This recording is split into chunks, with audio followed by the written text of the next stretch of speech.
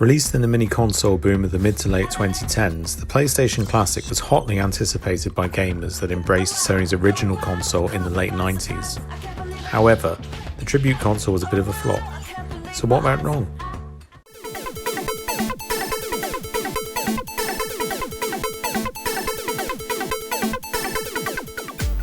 While the case and controllers were very accurate and a loving tribute to Sony's little grey box of tricks, the internal hardware was similar to single board computers such as the Raspberry Pi.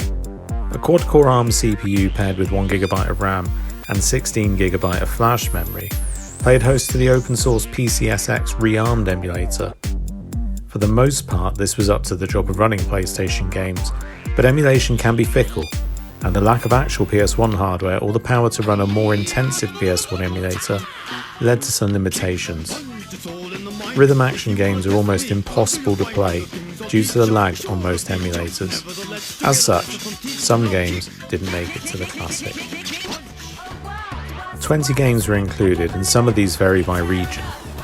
With some stone cold classics such as Metal Gear Solid, Final Fantasy VII, Resident Evil, here in its director's cut form, making an appearance, perhaps Sony were hoping buyers wouldn't notice the lack of Crash Bandicoot, Wipeout and Gran Turismo. Most omissions are probably down to licensing problems. Many games had licensed soundtracks or they were published by third parties, but not being able to play something synonymous with the PlayStation, such as Tomb Raider, was a hard pill to swallow for buyers. Add to this the inclusion of PAL versions of games rather than NTSC, and you've a collection of titles that only feel like an afterthought, but are arguably the inferior versions, with lower frame rates and the interface is a nod to the original Japanese menu screen, which was something they added later to worldwide models. But it's not all that pretty.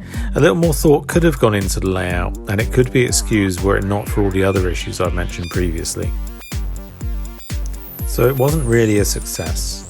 However, there is a silver lining. Now, thanks to the modding community, there's an option to add your own games, connect to Wi-Fi, utilise NetPlay, retro achievements, and to use RetroArch instead of Sony's own implementation of PCSX rearmed. By making ISO images of your games you own, you can add them to the carousel.